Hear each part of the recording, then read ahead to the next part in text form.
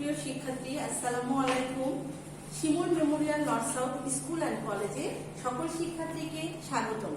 আশা করি তোমরা সকলে ভালো আছো। আল্লাহর অশেষ রহমতে আমিও ভালো আছি। যেহেতু এখন করোনা কান্ট্রি চলছে, আমরা সকলে জানি যে এই করোনা ভাইরাস বাংলাদেশ সহ দেশের সারা বিশ্বব্যাপী ছড়িয়ে গিয়েছে। সুতরাং আমরা বেশি বেশি ঘরে থাকবো, মাস্ক ব্যবহার করব, পুষ্টিকর খাবার খাবো এবং বেশি বেশি করে হাত পরিষ্কার রাখবো। তো চলে যায় শিক্ষার্থীরা মূল ক্লাসে। আজকে হচ্ছে আমি দশম অধ্যায়ের ক্লাস নিয়ে এসেছি তোমাদের কাছে। অধ্যায়ের নাম হচ্ছে খাদ্যের কাজ ও উপাদান, পাঠ হচ্ছে 6 থেকে 9।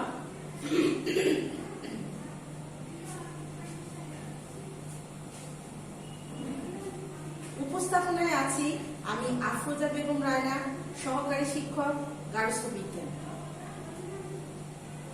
প্রথমেই তোমাদের পাঠে যেটা প্রথমে থাকে যে শিক্ষণ ফলের মাধ্যমে আমরা জানতে পারি যে আজকের পাঠ বা অধ্যায় থেকে আমরা কি কি পড়ব। চলো দেখে নিই। পানিতে দ্রবণীয় এবং চর্বিতে দ্রবণীয় ভিটামিনের শ্রেণীবিভাগ, উৎস ও কার্যকারিতা সম্পর্কে জানতে পারবো এবং এদের অভাবজনিত যে রোগগুলো রয়েছে সেটা আমরা চিহ্নিত করতে পারবো।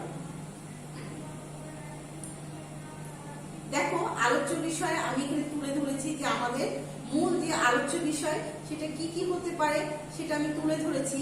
আলোচ্য বিষয় বরাবরের মতো আজকে আমরা খাতায় তুলে নিব। আমি এটা সবসময় বলে থাকি যে আমরা আলোচ্য বিষয় এবং মূল্যায়নটা খাতায় তুলে নিই। আজকেও তোমরা তুলে নিবা নিশ্চয়ই। তো প্রথমে খেয়াল করো যে ভিটামিন এ, ডি, ই এবং কে, আজকে এই 4টা ভিটামিন নিয়ে আমরা বিস্তারিত আলোচনা করব। তার সাথে খাদ্যের উৎস, কাজ এবং এদের অভাবজনিত যে অবস্থাগুলো রয়েছে বা লক্ষণগুলো রয়েছে সেটাও আমরা আলোচনা করব। এখানে দেখো ভিটামিন বি কমপ্লেক্স এবং সি এর খাদ্য, উৎস, কাজ এবং অভাবজনিত অবস্থা জানতে পারবো। ভিটামিন এর অভাবে রাতকানা রোগ হয়, ডি এর অভাবে রিকেট রোগ হয় এবং অস্টিওম্যালেসিয়া রোগ হয়। ই বন্ধ্যত্ব এবং কে রক্তক্ষরণ বন্ধ হয় না। B1 beriberi, B2 angular stomatitis, C scurvy. তাহলে আমরা এখানে হালকাভাবে রোগগুলো জানতে পারলাম যে কার অভাবে কোন রোগ হয় এবং বিস্তারিত আমরা পরবর্তীতে আরো জানবো। প্রথমে আমরা ভিটামিন এ সম্পর্কে আলোচনা করি। এখানে দেখো যে ভিটামিন এ চর্বিতে দ্রবণীয় একটি অত্যন্ত গুরুত্বপূর্ণ ভিটামিন। তাহলে আমরা কি জানতে পারলাম যে এই ভিটামিন এটা চর্বিতে দ্রবণীয়। ভিটামিন এর রাসায়নিক নাম দেওয়া হচ্ছে রেটিনল। তাহলে আমরা কি বুঝতে পারলাম যে ভিটামিন এ রাসায়নিক নাম রেটিনল। এখানে খেয়াল করো যে ভিটামিন এ যুক্ত ফলগুলো আমি তুলে ধরেছি। আমলকিতে 600 মিলিগ্রাম, লেবুতে 63 মিলিগ্রাম, কমলাতে 30 মিলিগ্রাম, টমেটো 27 মিলিগ্রাম, পেয়ারা 212 মিলিগ্রাম। তাহলে এই হচ্ছে ভিটামিন এ যুক্ত ফল। এবার দেখো ভিটামিনের কাজ। ভিটামিনের কাজ কি? তাহলে আমরা ভিটামিন এর কাজটা আমরা দেখি যে জীবদেহের সার্বিক বৃদ্ধিতে সহায়তা করে থাকে। আমাদের শরীরকে সচল এবং কর্মক্ষম রাখতে হলে অবশ্যই ভিটামিন এর প্রয়োজন রয়েছে। চোখের স্বাভাবিক দৃষ্টিভঙ্গি, আমাদের দৃষ্টিশক্তি যেটাকে বলা হয় সেটা বজায় রাখে। বিভিন্ন সংক্রামক রোগের আক্রমণ রোধ করে। আমাদের যে বিভিন্ন রোগ প্রতিরোধ ক্ষমতা বা অ্যান্টিবডি তৈরি হওয়ার দরকার রয়েছে দেহে, সেটি আমরা ভিটামিন এর মাধ্যমে পেয়ে থাকি। এবার দেখো খাদ্য উৎস। ভিটামিন এর খাদ্য উৎস 2 ধরনের। তাহলে আমরা কি জানলাম যে ভিটামিন এর খাদ্য উৎস 2 ধরনের। প্রথমটা হচ্ছে প্রাণীজ উৎস, দ্বিতীয়টা উদ্ভিজ্জ উৎস। তাহলে প্রাণীজ উৎস কি কি আছে? ডিম, কলিজা, মাছের তেল, ইলিশ মাছ। তাহলে আমরা প্রাণীজ উৎসগুলো জেনে গেলাম যে ডিম, কলিজা, মাছের তেল এবং ইলিশ মাছ থেকে ভিটামিন এ পাওয়া যায়।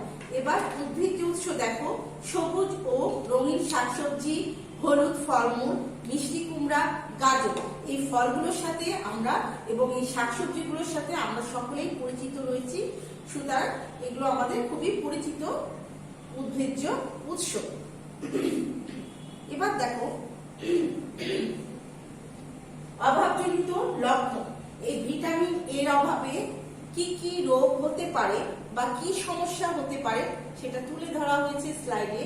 যে রোগ প্রতিরোধ ক্ষমতা হ্রাস পায়, আমাদের যে শরীরের রোগ প্রতিরোধ ক্ষমতাটা থাকে সেটা প্রয়োজনের চেয়ে অনেকটাই কমে যায়। চামড়া শুষ্ক হয়ে যায়। আমাদের দেহের প্রত্যেকেরই আবরণ রয়েছে, সেটা হচ্ছে চামড়া। সেই চামড়াটা কি হয়ে যায়? শুষ্ক হয়ে যায়। ভিটামিন এর অভাবে রাতকানা রোগ হয়। এই রোগটা সম্পর্কে আমরা ছোট থেকে অবগত রয়েছি যে ভিটামিন এর অভাবে রাতকানা রোগ হয়। এবার দেখো ভিটামিন ডি। ভিটামিন ডি এর এখানে চিত্র তুলে ধরা হয়েছে যে এখানে ভিটামিন ডি কোথা থেকে পাওয়া যায়? মাছ, মাংস, কলা, মাখন, পনির ইত্যাদি থেকে আমরা ভিটামিন ডি পেয়ে থাকি। এটা আমি চিত্রের মাধ্যমে তোমাদের সামনে তুলে ধরেছি। এবার খেয়াল করো যে ভিটামিন ডিটার রাসায়নিক একটি নাম রয়েছে সেটা জানবো এবং এটা সম্বন্ধে বা এটার সংজ্ঞা কি সেটা আমরা পড়বো। ভিটামিন ডি এর রাসায়নিক নাম ক্যালফিসেরল। তাহলে আমরা কি জানতে পারলাম? যে ভিটামিন ডি এর রাসায়নিক নাম হচ্ছে ক্যালসিফেরল। এটি রিকেট রোগ প্রতিরোধ করে। তাহলে আমরা এই রোগটা সম্পর্কে আজকে জানবো যে এইটা কিন্তু রিকেট রোগী প্রতিরোধ করে, এই জন্য এই ভিটামিনকে আমরা রিকেট রোগ প্রতিরোধক ভিটামিনও বলতে পারি। এবার দেখো ভিটামিন ডি এর কাজ। তাহলে ভিটামিন ডি এর কাজ কি? প্রথমটা দেওয়া হয়েছে, প্রথম পয়েন্টে যেটা রয়েছে, দাঁত ও হাড়ের গঠন ও পুষ্টি সাধন করে। আমাদের দাঁত, হাড় ও দেহের যে পুষ্টি সাধনের দরকার রয়েছে সেটা আমরা ভিটামিন ডি এর মাধ্যমে পূরণ করতে পারি। রক্তে ক্যালসিয়াম ও ফসফরাসের মাত্রা নিয়ন্ত্রণ করে। প্যারাথাইরয়েড হরমোনের কাজে সহায়তা করে। তাহলে ভিটামিন ডি এর কাজগুলো আমরা করে নিলাম। এবার দেখো উৎস। ভিটামিন ডি এর যে উৎস রয়েছে সেটা আমি তুলে ধরছি যে কড মাছের তেল, শাক মাছের তেল, হ্যালিবার্ড মাছের তেল, লিভার, দুধ, দুধজাত খাদ্য, ডিমের কুসুম। তাহলে ভিটামিন ডি এর উৎসগুলো আমরা আরেকবার পড়ে নিই শিক্ষার্থীরা একসাথে। যে কড মাছের তেল, শাক মাছের তেল, হ্যালিবার্ড মাছের তেল, লিভার, দুধ, দুধজাত খাদ্য এবং ডিমের কুসুম। তাহলে দেখো আমাদের ত্বকের নিচে যে একটা কোলেস্টেরল থাকে, আমরা কি জানি যে আমাদের প্রত্যেকের ত্বকের নিচে একটা কোলেস্টেরল অবস্থান করে। সূর্যের অতিবেগুনি রশ্মির সহায়তায় কি হয়? কোলেস্টেরল থেকে আমরা ভিটামিন ডি উৎপন্ন হয়। তাহলে আমরা কি জানতে পারলাম? যে সূর্যের যে অতিবেগুনি রশ্মিটা রয়েছে সেটার মাধ্যমে আমাদের শরীরে এই কোলেস্টেরল থেকে ভিটামিন ডি উৎপন্ন হয়।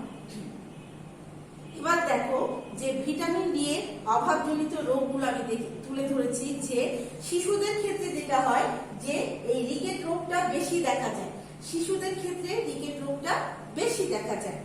আর কি বলেছে দেখো, অস্টিওম্যালেশিয়া রোগটা কাদের ক্ষেত্রে বেশি হয়? গর্ভবতী ও স্তন্যদাত্রী মা ও বয়স্কদের ক্ষেত্রে। তাহলে আমরা দুইটাই জানতে পারলাম যে শিশুদের রিকেট রোগ এবং অস্টিওম্যালেশিয়া রোগটা কাদের হচ্ছে? গর্ভবতী মা এবং বয়স্কদের। এবার দেখো ভিটামিন ই এর একটা ছবি দেওয়া হয়েছে এখানে যে কোন কোন খাদ্য উপাদান থেকে আমরা ভিটামিন ই পেয়ে থাকি সেটা আমি এখানে তুলে ধরেছি, তোমরা খেয়াল করো। এবার দেখো ভিটামিন এর একটা রাসায়নিক নাম রয়েছে বা অপর নাম যেটাই বলে থাকো না কেন তোমরা, যে ভিটামিন এর আরেক নাম হচ্ছে টোকফেরল। তাহলে আমরা কি জানতে পারলাম? যে ভিটামিন ই এর আরেক নাম টোকফেরল। এবার দেখো উৎস, এর কিছু উৎস রয়েছে। দেখো ভোজ্য তেল, যেমন ভোজ্য তেল বলতে কি কি বলেছে এখানে, সয়াবিন তেল, এছাড়াও অঙ্কিত ছোলা, মটরশুঁটি, এগুলো থেকে আমরা ভিটামিন ই পেয়ে থাকি।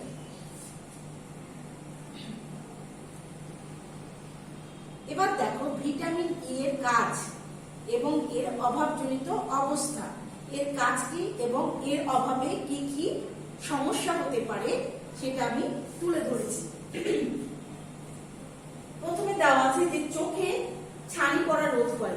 আমাদের চোখে, বিশেষ করে বয়সকালে আমাদের চোখে ছানি পড়ার সম্ভাবনাটা থেকে থাকে। তো এই ভিটামিন ই আমাদের শরীরে থাকার ফলে আমরা যদি এটা পর্যাপ্ত পরিমাণে পাই তাহলে চোখের ছানি পড়া রোধ করা যায়। প্রাণীর বন্ধ্যত্ব রোধ করে। ভিটামিন এ এবং ক্যারোটিনের চারণ রোধ করে। তাহলে আমরা জানতে পারলাম ভিটামিন এর কাজ এবং এর অভাবজনিত অবস্থায় দেখো, খেয়াল করো যে স্ত্রী ও পুরুষের বন্ধ্যত্ব দেখা দিতে পারে। স্ত্রী ও পুরুষের ক্ষেত্রে বন্ধ্যত্বটা দেখা দিতে পারে ভিটামিন ই এর অভাবে। অকাল বার্ধক্য দেখা দিতে পারে ভিটামিন ই এর অভাবে। অসময়ে গর্ভস্রাব হলে ভ্রূণ নষ্ট হয়ে যেতে পারে। আমরা বেশিরভাগ ক্ষেত্রে দেখি যে অসময়ে গর্ভস্রাব যদি হয়ে যায় তাহলে আমাদের মেয়েদের ক্ষেত্রে ভ্রূণ নষ্ট হয়ে যাওয়ার সম্ভাবনা থাকে। এবার দেখো ভিটামিন কে, এখানে ভিটামিন কে আরেক নাম দেওয়া হয়েছে, দেখো ফাইটাল ন্যাপথোকুইনন। নামগুলো অনেক কঠিন এবং অনেক বড়, আমরা বেশি বেশি করে বই দেখে চর্চা করব এবং বেশি বেশি করে মুখস্থ করব। দেখো আমি আরেকবার বলছি যে ফাইটাল ন্যাপথোকুইনন। তাহলে এই ভিটামিন কেটা কোথা থেকে আসছে আমরা একটু পড়ে নিই। উদ্ভিদে সবুজ পাতা ও গাদানো খাদ্য ভিটামিন কে পাওয়া যায়। তাহলে আমরা কি জানতে পারলাম যে উদ্ভিদের সবুজ পাতা থেকে এবং গাদানো খাদ্য থেকে ভিটামিন কে পাওয়া যায়। দেখো এখানে ভিটামিন কে এর আমি উৎসগুলো তুলে ধরেছি। এখানে সবুজ শাকসবজি তুলে ধরা হয়েছে এবং ওই পাশে বিভিন্ন ধরনের ফলমূল তুলে ধরা হয়েছে। এগুলো হচ্ছে ভিটামিন কে এর উৎস।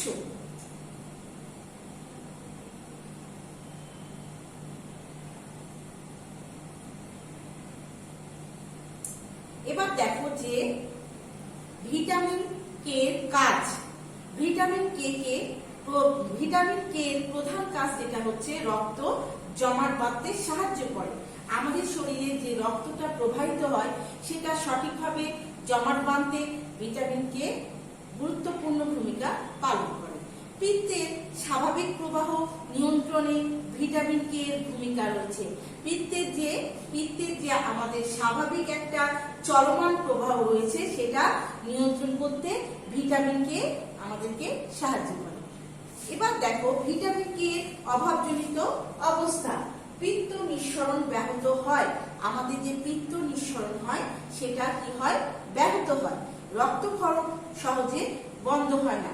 কোনো জায়গায় কেটে গেলে বা কোনো জায়গা থেকে রক্তক্ষরণ হলে সেটা সহজে বন্ধ হতে চায় না। এবার দেখো ভিটামিন বি কমপ্লেক্স, বি1 ও বি2, এটা নিয়ে এখন আলোচনা করব। প্রথমে আমরা ভিটামিন বি কোনো একক ভিটামিন নয়।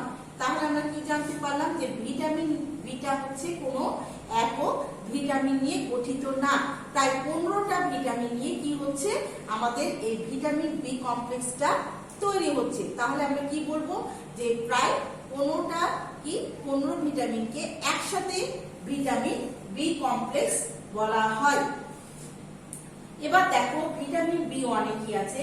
ভিটামিন বি1 এর রাসায়নিক নাম হচ্ছে কি, থায়ামিন। তাহলে আমরা কি জানতে পারলাম, ভিটামিন বি1 এর নাম, রাসায়নিক নাম থায়ামিন। কাজ কি আছে, থায়ামিনের প্রধান কাজ হলো কার্বোহাইড্রেট বিপাকে অংশগ্রহণ করে শক্তি মুক্ত করে। তাহলে কার্বোহাইড্রেট যে আমাদের একটি বিপাক সম্পন্ন করে সেটাতে কি করে, এই ভিটামিন বি1 অংশগ্রহণ করে আমাদেরকে শক্তি মুক্ত করে। অভাবের ফল, ভিটামিন বি1 এর ফলে কি কি অভাব হতে পারে সেটা তুলে ধরা হয়েছে। থায়ামিনের খুব বেশি, যেহেতু ভিটামিনের B1, ভিটামিন B1 এর অপর নাম থায়ামিন বলেছি। থায়ামিনের কি বলছে, খুব বেশি অভাব হলে বেরিবেরি নামক রোগ হয়। এই বেরিবেরি রোগটা আবার দুই ধরনের, ভিজা বেরিবেরি এবং শুকনো বেরিবেরি। সেটা আমি এখানে লিখে দিয়েছি, তাহলে তোমরা অবশ্যই খেয়াল করছো যে এখানে বেরিবেরি দুই ধরনের। এবার খেয়াল করো ভিটামিন B2। ভিটামিন B2 এর কি কাজ বা এর রাসায়নিক নাম কি আমরা এখন পড়ব। প্রথমে ভিটামিন B2 এর রাসায়নিক নাম হচ্ছে রিবোফ্লাভিন। তাহলে আমরা কি জানতে পারলাম শিক্ষার্থীরা, যে ভিটামিন B2 এর রাসায়নিক নাম রিবোফ্লাভিন। কাজ কি দেখো, ভিটামিন B2 এর ত্বকের সৌন্দর্য ও সজীবতা রক্ষা করে। আমাদের ত্বকের যে একটা সৌন্দর্য রয়েছে এবং এর সজীবতা রক্ষা করতে অবশ্যই ভিটামিন B2 এর প্রয়োজন রয়েছে। স্বাভাবিক দৃষ্টিশক্তির জন্য প্রয়োজন। আমাদের যে স্বাভাবিক যে দৃষ্টিভঙ্গিটা রয়েছে সেটার জন্য ভিটামিন B2 প্রয়োজন রয়েছে। সুষ্ঠু পরিপাক্রিয়ার জন্য প্রয়োজন। সুষ্ঠুভাবে কোনো কিছু খাওয়ার পর সেটার পরিপাক্রিয়া করার জন্য আমাদের ভিটামিন B2 এর প্রয়োজন রয়েছে। অভাবের ফল দেখো, ঠোঁটের কোণে ঘা হতে পারে। এই ঘাকে আমরা কি বলছি, অ্যাঙ্কুলার স্টোসাইটিস। তাহলে আমরা কি জানলাম, যে ঠোঁটের কোণে যে ঘাটা হয় সেটা হচ্ছে অ্যাঙ্কুলার স্টোসাইটিস, তাকে বলা হচ্ছে। মুখ ও জিহ্বা কি বলছে, ম্যাজেন্টা বর্ণ ধারণ করে। ম্যাজেন্টা বর্ণ, আমাদের মুখ এবং জিহ্বাটা কি করছে, ম্যাজেন্টা বর্ণ ধারণ করছে। একে কি বলছে, গ্লাসাইটিস বলা হচ্ছে। এই যে ম্যাজেন্টা বর্ণ, এটাকে আমরা কি বলছি, গ্লাসাইটিস। এবার দেখো শিক্ষার্থীরা, এখানে ভিটামিন বি কমপ্লেক্সের আমি একটা ছবি প্রদান করেছি, সেটা হয়তো তোমরা সকলেই খেয়াল করছো। স্লাইডের দিকে সবাই মনোযোগী হব। আমরা খেয়াল করতে পারবো যে এখানে ভিটামিন বি কমপ্লেক্সের একটা ক্যাপসুল তুলে ধরা হয়েছে, বা অন্যান্য খাবার ক্যাপসুল বাদেও যে আমরা অন্যান্য খাদ্য উপাদান থেকে খাবার মানে ভিটামিন বি কমপ্লেক্স পেয়ে থাকি। দেখো এখানে তুলে ধরা হয়েছে ফল, ডিম, বাদাম, মাখন, হ্যাঁ, বিভিন্ন ধরনের ডাল, এগুলো থেকে আমরা ভিটামিন বি কমপ্লেক্স পেয়ে থাকি। ওই পাশে দেখো যে ওখানে দেওয়া আছে যে হচ্ছে কলিজা, মাংস, মাছ, বিভিন্ন ধরনের খাবার থেকে আমরা তাহলে কি পাচ্ছি, ভিটামিন বি কমপ্লেক্সটা পাচ্ছি। এবার দেখো ভিটামিন সি। ভিটামিন সি সাধারণত আমরা জেনে থাকি যে বিভিন্ন টক জাতীয় ফল থেকে আমরা ভিটামিন সি পেয়ে থাকি। তাহলে বিভিন্ন প্রকার এখানে তুলে ধরা হয়েছে। দেখো ভিটামিন সি এর রাসায়নিক নাম কি বলা হয়েছে, অ্যাসকর্বিক অ্যাসিড। তাহলে আমরা কি জানলাম, যে ভিটামিন বি সি এর রাসায়নিক নাম অ্যাসকর্বিক অ্যাসিড। এটি রিকেট রোগ প্রতিরোধ করে বলে এই ভিটামিনকে রিকেট রোগ প্রতিরোধকারী কি বলা হয়, ভিটামিন বলা হয়। তাহলে এই ভিটামিন সিটা আমরা কি জানতে পারছি, যে টক জাতীয় ফল থেকে আমরা বেশিরভাগ পরিমাণে পেয়ে থাকি। এর উৎস দেখো,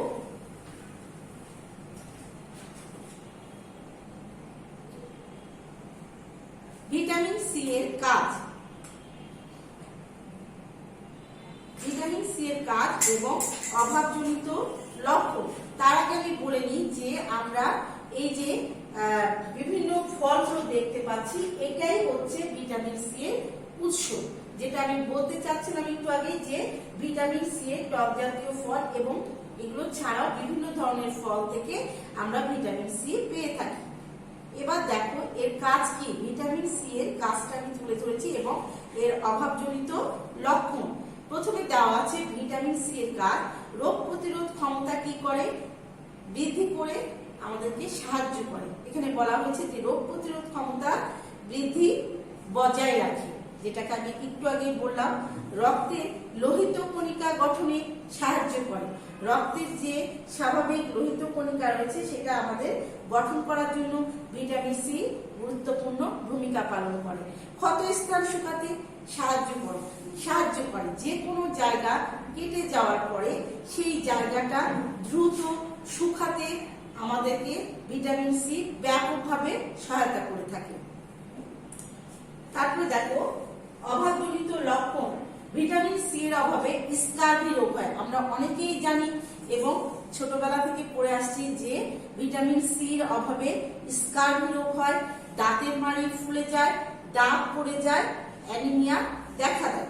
তাহলে এগুলো আমরা আজকে পড়ে নিলাম যে ভিটামিন সি এর অভাবে কি কি রোগ হয়। এবার দেখো, চলে যায় মূল্যায়ন পর্বে। মূল্যায়ন পর্বে কি আছে, আমি এখানে চারটা প্রশ্ন তোমাদেরকে তুলে ধরেছি। আমরা প্রত্যেকে কি করব, এই প্রশ্নটা খাতায় তুলে নিব। প্রথমে দেওয়া আছে যে ভিটামিন সি এর অভাবে কি রোগ হয়। 1 নম্বর প্রশ্নে ভিটামিন সি এর অভাবে কি রোগ হয়? ভিটামিন বি2 এর রাসায়নিক নাম কি? কতটি ভিটামিন একত্রে ভিটামিন বি কমপ্লেক্স গঠিত হয়? কতটি ভিটামিনকে একত্র করলে, আমরা পূর্ববর্তী স্লাইডে বললাম যে 15টি ভিটামিনকে একত্রে করলে ভিটামিন বি কমপ্লেক্স গঠিত হয়। ভিটামিন কে এর রাসায়নিক নাম কি? এই ছিল আজকের আমাদের মূল্যায়ন পর্ব। তাহলে শিক্ষার্থীরা দেখো, নেক্সট ডে পড়া দেওয়া হয়েছে রিভিশন টপ প্লেস। তাহলে আমাদের এই রিভিশন টপ প্লেসটা হবে অধ্যায় 10 উপরে, কিন্তু পাঠ হবে 6 থেকে 9।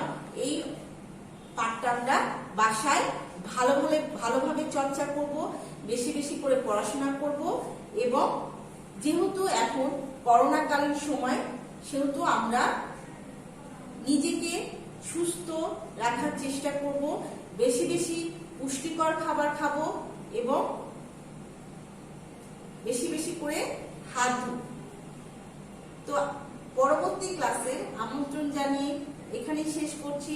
সকলকে ধন্যবাদ। আসসালামু আলাইকুম।